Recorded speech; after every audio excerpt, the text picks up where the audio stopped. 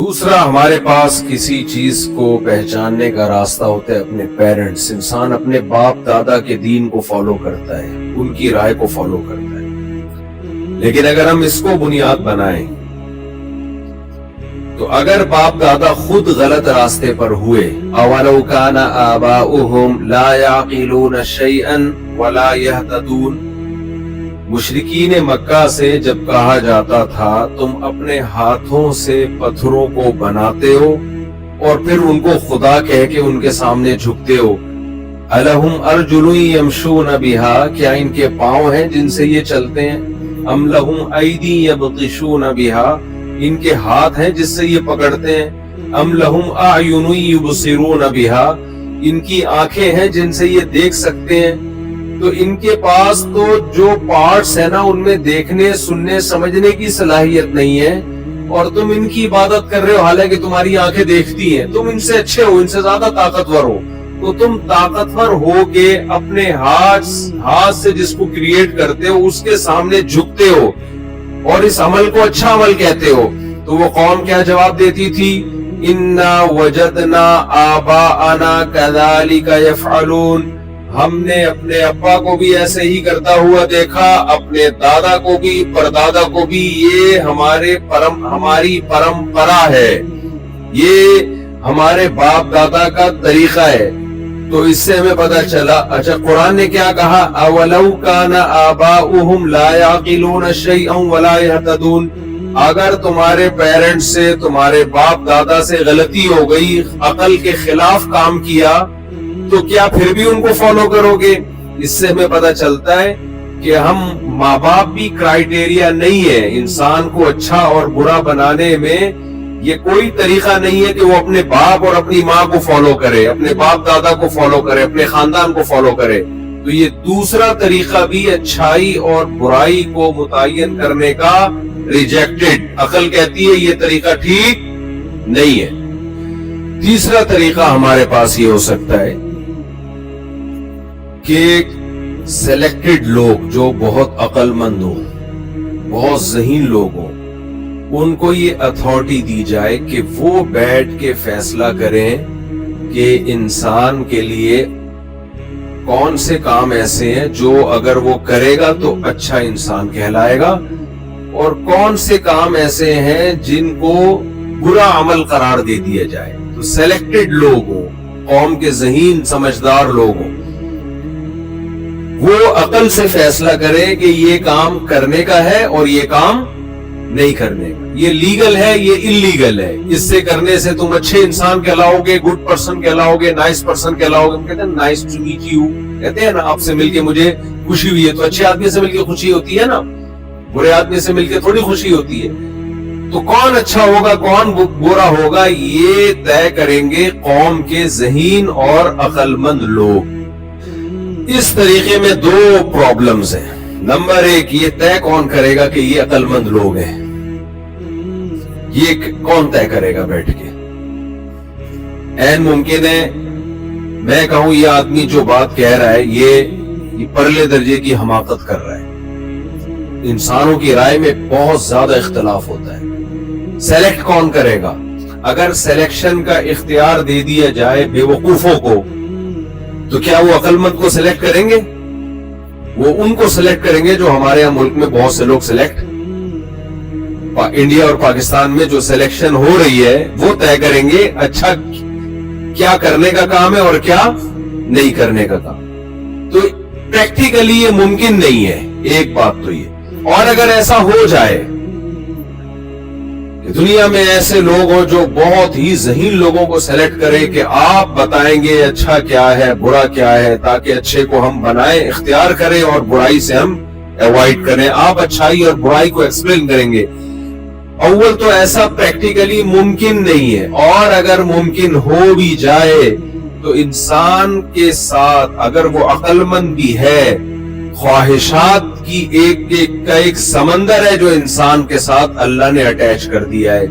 بہت دفعہ ہماری عقل کہہ رہی ہوتی ہے کہ یہ غلط کام ہے, لیکن ہم اس کو غلط اس لیے نہیں کہتے کہ ہمیں خود وہ کام چھوڑنا پڑ جائے گا, اور انسان پھر وہاں اپنی خواہشات کے آگے ہتھیار ڈال دیتا ہے.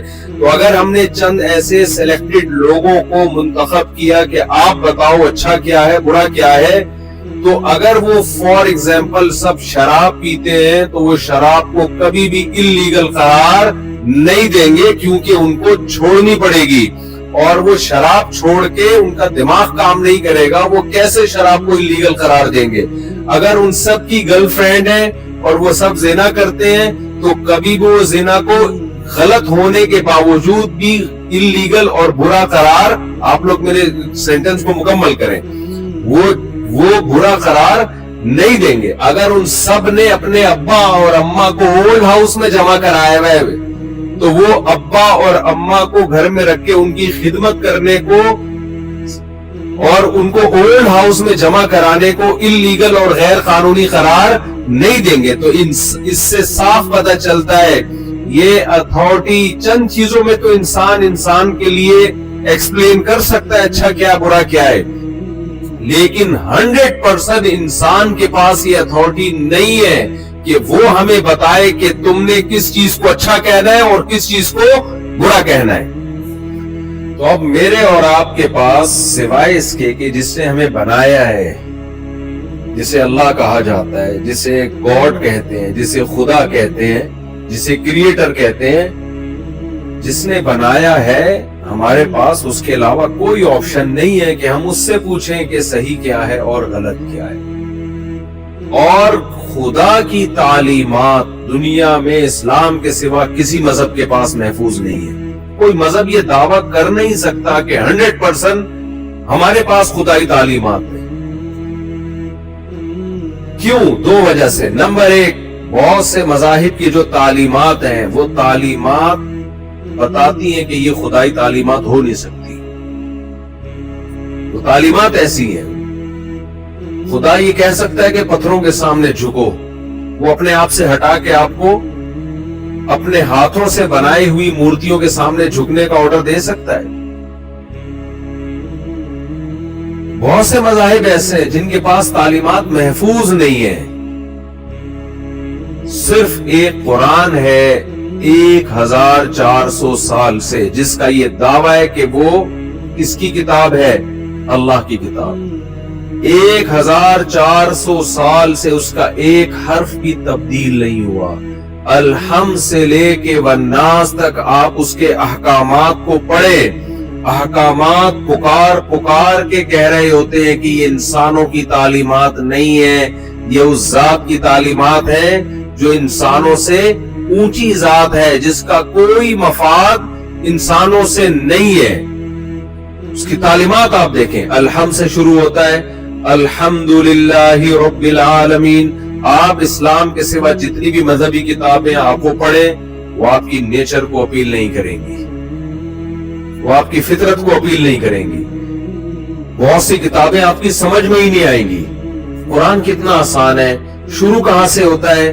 الحمدللہ رب العالمین۔ تمام تعریفیں اس اللہ کے لیے جو تمام جہانوں کا پالنے والا ہے۔ الرحمن، بڑا مہربان، الرحیم، نہایت رحم کرنے والا۔ اللہ کی یہ صفات بھی تو شروع ہو سکتی تھی کہ انتقام لینے والا، سزائیں دینے والا۔ نہ نہ نہ، کہاں سے کلام شروع ہو رہا ہے؟ بڑا مہربان، نہایت رحم کرنے والا، مالک یوم الدین۔ جیسے دنیا کا مالک ہے ایسے ہی ایک دن حساب و کتاب کا آئے گا، اس کا بھی مالک ہے۔ ایاک نعبد، اے اللہ ہم صرف تیری عبادت کرتے ہیں، وایاک نستعین، اور صرف تجھ ہی سے مدد طلب کرتے ہیں۔ بتاؤ دنیا میں کوئی کسی مذہب کی تعلیمات ہو اور کوئی مذہبی کتاب ہو، اس کے مضمون میں اتنی کلیئرٹی ہو اور اتنے صاف ستھرے 2 اور 2 4 کی طرح انسانی نیچر کو اپیل کرنے والے کوئی نہیں ہے اسلام کے سوا۔ تو جب کوئی ہے ہی نہیں، کوئی بتانے والا ہی نہیں ہے، کوئی مقابلے میں ہے ہی نہیں، تو میرے اور آپ کے پاس پھر یہ سیکھنے کے لیے کہ اچھا کیا ہے برا کیا، اسلام کے علاوہ کوئی آپشن بچتا نہیں ہے۔ اب تعلیمات دیکھیں قرآن مجید کی، قرآن سے ہم پوچھتے ہیں کہ زنا لیگل ہے یا انلیگل، قرآن کہتا ہے لا تقربوا الزنا، زنا کے قریب بھی مت پھٹکو، انہ کان فاحشۃ، یہ بہت بڑی بے حیائی ہے، وساء سبیلا، اور اپنی خواہش کو پورا کرنے کا انتہائی بدترین راستہ ہے یہ۔ کیوں بدترین راستہ ہے؟ اللہ نے اس کا بھی جواب دیا قرآن کریم میں، هو الذی خلق من الماء بشرا، اللہ نے انسان کو پانی سے پیدا کیا، لیکن جانوروں کی طرح پیدا نہیں کیا کہ جب وہ دنیا میں آیا تو نہ ننیال ہے نہ ددیال ہے، یہ تو گدھے گھوڑوں کے ساتھ ہوتا ہے، تم انسان ہو، فجعلہ نسبا وصہرا، تمہیں نسب ددیال ننیال دے دیا، اور بلوغت کے بعد ایک اور خاندان دیا جس کو سسرال کہا جاتا ہے، صہرا، مصاہرہ، یہ دو خاندانوں میں پیدا ہوتا ہے۔ یہ خاندان زنا سے وجود میں نہیں آتے، گرل فرینڈ بوائے فرینڈ سے وجود میں نہیں آتے، یہ بیوی سے وجود میں آتے ہیں، شوہر سے وجود میں آتے ہیں۔ اس لیے اللہ نے کہہ دیا زنا کے جو نتائج ہیں انتہائی بدترین نتائج ہیں، اس لیے لا تقربوا الزنا، تم زنا کے قریب بھی مت پھٹکو۔ اب اللہ جب قانون سازی کرتا ہے اس کا کوئی مفاد نہیں ہے، اس کو کوئی اس سے دلچسپی نہیں ہے کہ میں کسی کام کو لیگل کروں گا تو میرا کیا فائدہ، انلیگل کروں گا تو میرا کیا نقصان۔ دنیا جب قانون سازی کرتی ہے تو اس میں سب سے پہلے اپنے آپ کو سامنے رکھتی ہے وہ۔ اللہ نے شراب کے بارے میں حکم نازل کر دیا، انما الخمر والمیسر والانصاب والازلام رجس، شراب جوا پلید عمل ہے، غلیظ عمل ہے، صرف ناجائز نہیں ہے، انتہائی غلیظ کر۔ دیکھیں اللہ یہ بھی کہہ سکتا ہے اللہ حرام ہے، اللہ نے پلید کہہ کے نا گھن آتی ہے انسان کو گندگی سے، گو ہے، گوبر ہے، یہ اس کے قریب مت جاؤ۔ تو اللہ نے واضح لفظوں میں 1400 سال پہلے یہ حکام نازل کیے، 1400 سال پہلے اللہ نے بتا دیا دنیا میں دو طرح کے لوگ ہیں، کچھ رشتہ داری توڑنے والے، کچھ رشتہ داری جوڑنے والے۔ توڑنے والے اللہ کو پسند نہیں ہے، جوڑنے والے اللہ کو پسند ہے۔ قرآن میں کتنے اہتمام سے اللہ نے رشتوں کا نام لیا ہے، وَبَنَاتِ عَمِّكَ وَبَنَاتِ عَمَّاتِكَ لَيْسَ عَلَيْكُمْ جُنَاحٌ أَن تَدْخُلُوا مِن بُيُوتِكُمْ أَوْ بُيُوتِ آبَائِكُمْ أَوْ بُيُوتِ أُمَّهَاتِكُمْ أَوْ بُيُوتِ أَعْمَامِكُمْ أَوْ بُيُوتِ عَمَّاتِكُمْ أَوْ بُيُوتِ أَخْوَالِكُمْ أَوْ بُيُوتِ خَالَاتِكُمْ۔ ایک ایک رشتے کا نام اللہ کہتے ہیں تمہارے میں کوئی حرج نہیں ہے، تم اپنے باپ کے گھر سے کھانا کھاؤ، ماں کے گھر جاؤ، پھوپھی کے گھر جاؤ، اور چاچو کے گھر جاؤ، اور خالہ کے گھر جاؤ، اور ماموں کے گھر جاؤ۔ بھائی اللہ کہہ سکتا اپنے ریلیٹیوز کے گھر جا سکتے ہو، لیکن ایک ایک رشتے کا اللہ نے نام لیا، یہ بتانے کے لیے کہ اسلام فیملی کو ویلیو دیتا ہے۔ تو فیملی والا آدمی اللہ کی نظر میں محبوب ہے، پسندیدہ ہے۔ گرل فرینڈ بوائے فرینڈ سے فیملیاں وجود میں نہیں آتی، تو ہمارے رب نے اس سسٹم کو حرام قرار دے دیا۔ بتاؤ یہ خدائی تعلیمات کے علاوہ کسی اور کی تعلیمات ہو سکتی ہے ایسی؟ اس لیے میرے اور آپ کے پاس اچھائی اور برائی کو سمجھنے کے لیے اللہ سے سمجھنے کے علاوہ میرے اور آپ کے پاس کوئی آپشن